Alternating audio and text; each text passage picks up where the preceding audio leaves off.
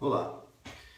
Em 2010 eu fiz uma viagem com dois amigos para o Nepal e no final da viagem nós estávamos com um dia, 2 dias livres na cidade de Katmandu, que é a capital do Nepal, e que é um país ainda em desenvolvimento, tem basicamente um controle de subsistência. Na época que nós estávamos lá, eles tinham acabado de tirar o rei do poder e eles ainda estavam construindo a constituição deles. E uma coisa interessante do Nepal é que para aquela região do planeta, eles possuem uma religião que é o hinduísmo, que são 900 milhões de pessoas no mundo hoje são hindus. E o hinduísmo é uma religião que tem milhares, se não milhões de deuses, de todas as formas e cores e formatos, bem diferente da nossa realidade judaico-cristã aqui do Brasil. Então nós decidimos que nesse dia nós iríamos conhecer uma região de templos que fica numa parte alta da cidade de Katmandu, que inclusive foi essa região que, se eu não me engano, no ano passado teve um terremoto e muitos templos foram destruídos, pessoas morreram. Tudo bem. Então nós alugamos um carro e chegamos na área de templo. Essa área eles não cobram para quem é de lá, mas para turista eles cobram. Então um dos meus amigos estava na fila do guichê comprando os ingressos e a gente olhando ao redor, uma área aberta, muito interessante. E ele virou para trás e falou para a gente assim: olha, o cara aqui está dizendo que um Deus vai aparecer hoje aqui. Um Deus vai chegar hoje aqui.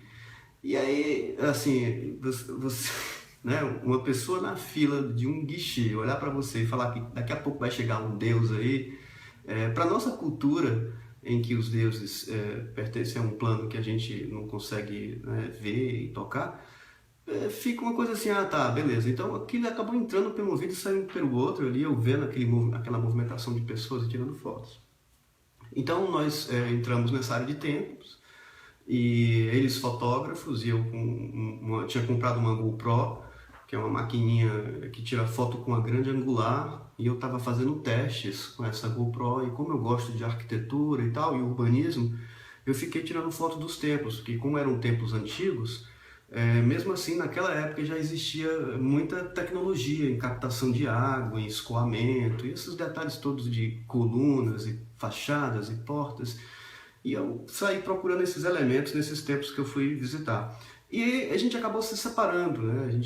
Cada um tinha um objetivo diferente de fotografar e tal. E eu, andando por esses templos, num determinado momento eu vi um templo vermelho, pequeno, bonitinho, com a porta aberta. Eu fui entrando, né, com todo respeito e tudo mais.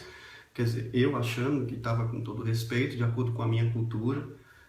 Na hora que eu chego nesse templo, ele é um templo quadrado com um pátio aberto no meio, né, sem telhado, então a construção era ao redor do pátio, assim, um formato quadrado. E eu vi algumas pessoas em pé no centro do pátio, né, elas estavam de costa para mim, né, eu estava entrando nessa construção, e eram gringos, assim, pelo formato das roupas, com máquinas fotográficas, e eu fiquei, pô, o que será que vai acontecer?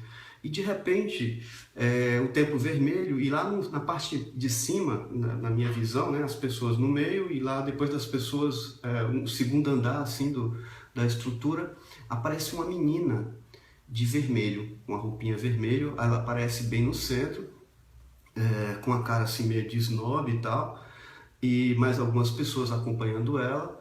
E eu falei, pronto, é a foto perfeita, porque eu tô com a GoPro aqui atrás, essas pessoas no meio, o templo vermelho, uma criança com a roupa vermelha com dourado, vai dar uma foto perfeita que eu posso usar numa apresentação, alguma coisa assim. Pá, na hora que eu tiro a foto, a GoPro, ela deu um sinalzinho de pip, que é o sinal que ela dá quando você deixa isso disponível, né, para dizer que ali foi feita uma foto, para você ouvir que foi feita uma foto. E nesse momento, todas as pessoas olharam para trás e fizeram exclamações de: ah, mas como você fez isso? Por que você fez isso? E eu, sem entender o que eu tinha feito, e fui me afastando. Eu estava com uma jaqueta laranja, um anorak laranja de montanha, e fui me afastando e saí do templo e fui procurar os meus amigos. No meio do caminho, uma pessoa me pega pelo braço e fala: não, você tem que voltar aqui, você tem que voltar. E aí eu, sem querer fugir, sem querer apagar, jogar o cartão fora, sem querer dar uma de esperto e malandro, eu falei, não, eu vou lá saber o que aconteceu e vou ser responsável pelos meus atos. E quando eu cheguei lá dentro, eles me levaram para um local do templo, que era como se fosse um quarto da segurança, com as paredes revestidas com jornais, um negócio assim bem esquisito, mas... E um policial lá dentro, um dos ajudantes lá, começou a falar comigo em inglês, num inglês muito ruim, que eu tinha fotografado Kumari. E eu dizia em inglês, quem? E ele falava, você fotografou Kumari, a deusa viva, a divindade viva máxima dessa casa. E eu sem entender, eu falei, não, cara, eu não fotografei nenhum deus, eu fotografei uma menina de vermelho que estava lá. E quanto mais eu me referia à menina de vermelho, mais o cara se irritava, porque a menina de vermelho, na verdade, era o Deus que se manifestou naquele dia. Uma única vez no ano, Kumari visita o seu templo. E coincidiu de exatamente ter entrado no templo na hora que Kumari aparece, porque essa deusa, ela, na religião deles, ela permanece no corpo de uma criança até os 14 anos, e depois essa criança é liberada, né, que durante esse período ela fica acompanhada e tem toda uma vida de Deus, e venerada e tudo mais, e depois essa criança passa a ser uma criança normal, um adolescente normal, e aí o deus Kumari, né, a deusa Kumari, encarna no corpo de uma outra criança que é descoberta e tal. Isso é a religião deles, né? E a gente tem que respeitar isso. Mas na minha ignorância, não, cara, que tem ali uma menina de vermelho e tal.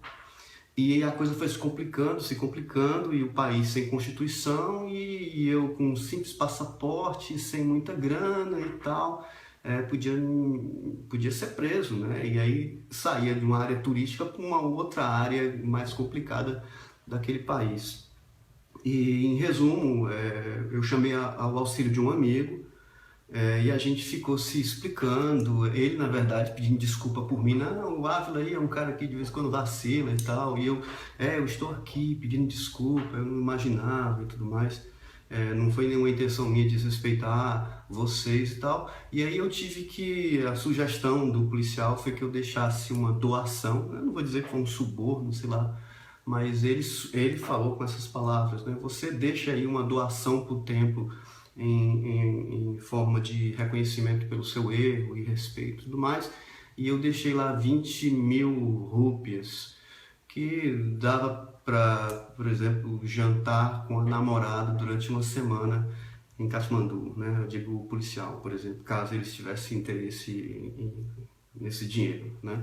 Mas a grande verdade foi que eu deixei o dinheiro para o templo. E aí consegui me livrar daquela situação, e que não deixa de ser uma situação interessante, que hoje eu falo bastante nos treinamentos, nas aulas que eu dou, com relação a uma questão que nós no Brasil estamos passando, que é uma questão dessa crise, né? Que é uma crise política, que é uma crise econômica, mas que se resume a uma crise moral. E aí, hoje eu queria falar especificamente sobre o que é moral, o que é ética, o que é direito, né? Então a gente sempre pergunta qual é a diferença de moral para ética, e as pessoas ainda não sabem dizer o que é moral. E é interessante, quando você está num país como o Nepal, que é hindu, né? E existem outros países bem diferentes, né? Países muçulmanos e a questão dos direitos da mulher, países africanos. Então o mundo realmente é muito diferente. Então o que é moral e o que é ética, né? O que nós temos, nós como brasileiros entendemos sobre isso? Será que a nossa moralidade é a mesma moralidade que de um sueco que teve uma educação viking? Será que é a mesma moralidade de um africano, de um chinês, né, de um tibetano? Então, a moralidade é interessante, porque a minha moralidade, o meu conceito de moralidade pode ser diferente do conceito de uma outra pessoa. Aquilo que era certo na minha casa, que meu pai sempre exigia, minha mãe também e tal, na casa de uma outra pessoa, não, isso aí não agredia ninguém. Então, a gente muitas vezes a gente não tem um entendimento direito sobre a diferença sobre moralidade, sobre ética. Então, moralidade são os princípios individuais, é aquilo que é correto para mim, é a minha percepção de certo e errado para mim. E você tem uma moral diferente. O que acontece dentro de um tempo, de um espaço, né, de uma região, de um tempo, é que quando a moralidade ela permanece na cabeça daquela comunidade, daquela cidade, daquele povo, essa moralidade ela passa a ser coletiva. Então ela torna-se ética. É nesse momento que a moralidade vira ética, porque eu sei que aquilo é certo para mim e que muito provavelmente vai ser certo para você, que vai ser certo para um outro. Então, mesmo essas outras pessoas não estando presentes, eu vou agir de acordo com a minha moralidade, que certamente vai ser a moralidade dos outros. Então eu vou agir de acordo com a minha ética. Então a ética seria o segundo estágio, né, de uma moralidade que ela se torna coletiva. E quando essa moralidade é coletiva e ela vai tomando dimensões territoriais dentro, obviamente, do espaço e do tempo, porque aquilo que era moral há 40 anos atrás, hoje em dia já não tem mais valor nenhum. Então a moralidade e a ética se muda e se molda de acordo com a evolução do tempo, né, e da humanidade, da civilização. Então, quando essa ética vai tomando proporções mais firmes, ela se torna direito, ela se torna lei. Então, fazendo uma reflexão sobre a nossa conduta como brasileiro, e se a gente for rastrear o que o Brasil era há 700 anos atrás, né, nós éramos florestas com índios, e índios dentro da floresta, índios de litoral, numa abundância climática e de alimentos e de outras coisas que trouxe e deu toda uma característica para aquele tipo de homem que vivia aqui, que eram os índios. E com a chegada dos portugueses, dos africanos e depois dos imigrantes da Europa, dos italianos e as regiões do Brasil que foram sendo ocupadas, nós hoje temos uma característica de um povo que é a mistura dessa cultura e certamente é uma mistura da moralidade desses povos, das religiões que esses povos trouxeram e da história do nosso país ao longo desses poucos séculos da existência deles. Então, dessa moralidade surgiu uma ética, e aí a gente pode falar um pouquinho sobre o jeitinho brasileiro, que a gente sempre encontra uma forma meio certa para conseguir as coisas, e a gente até alguns anos atrás nós achávamos que isso era uma grande vantagem com relação aos outros, e hoje a gente vê que em termos de competitividade o jeitinho não resolve, né? A eficiência alemã, a padronização japonesa é muito mais eficiente do que o nosso jeitinho brasileiro. E aí a gente chega ao direito, né, que nesse momento o nosso país está passando por uma grande reflexão sobre política, legislação, né, sobre o que é certo e errado, e a gente consegue ver muitas coisas avançando e tomando uma outra cara.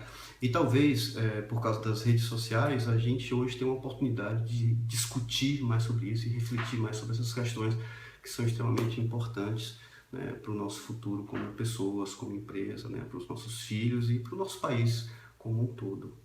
Ok? Fica aí mais essa reflexão sobre sustentabilidade. Se você gostou, curte a nossa página. Nós também estamos no YouTube e no Facebook, um podcast no iTunes, onde nós vamos estar sistematicamente falando sobre essas questões.